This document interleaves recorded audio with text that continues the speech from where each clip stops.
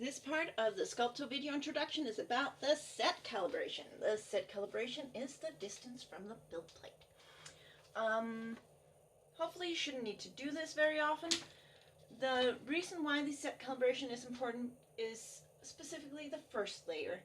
If you make it too loose, the subject can fall off, basically let go of the build plate mid-print, and you risk coming back to spaghetti. This is my best term for it. But basically you have filament all over the place and it's a waste. So too loose a set calibration and it will fall off. Too tight a set calibration and it will have a difficult time pushing filament out of the nozzle. When this happens, there is a lot of extra traction around the filament gear. And one thing is it can overheat, but it can also cause grinding. And grinding means that the filament gear can't push the filament through to the nozzle, which means you will have under extrusion. And you know, it can, if your print isn't too big, then it being a little tight for the first layer or two, it's not necessarily an issue. For larger prints, ooh, you'll want to get this right. So basically, if the layer you get out is so thin you can't see it, it's too close, and if it looks round, then you're too far away. Optimally, you do this through set calibration, and you do it like once, and it just works. I have a video on how to adjust it like as the print starts by turning this rod. I will link to that. And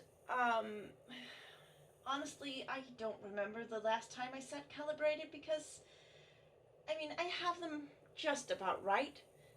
And I think actually this one fits this one. I usually turn away from the build plate like one little rotation on this.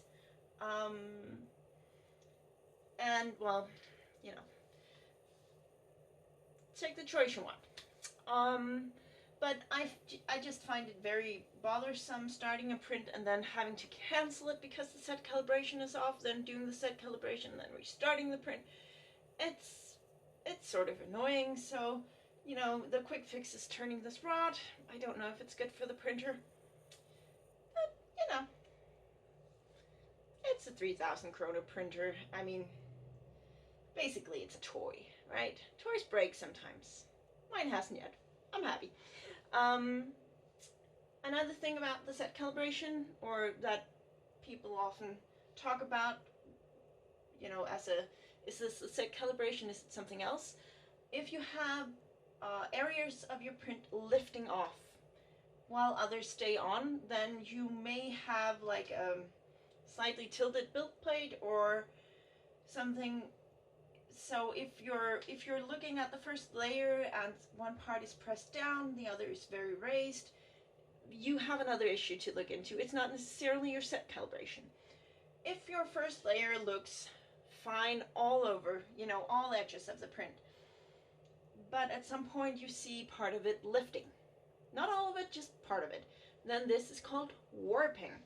And this usually happens because a part of the print either because the print is very large, and when the filament cools, it retracts a little, and that can pull things up, or because a part of the print has been cooled or kept warm for too long compared to the average.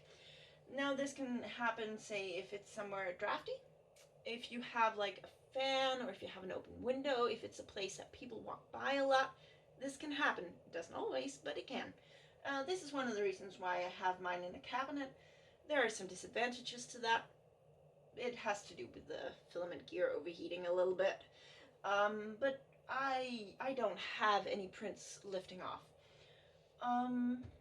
There is a recommendation to use some alcohol thing to clean your build plate. I do that for larger prints. Otherwise, I don't have an issue with it lifting. I don't put lotion on my hands and then handle my build plate, so that keeps them ungreased. But, you know, for larger prints, or if it's really dithered, I do the alcohol thing, but otherwise, this works just fine for me. Yeah. So I think that was it for set calibration.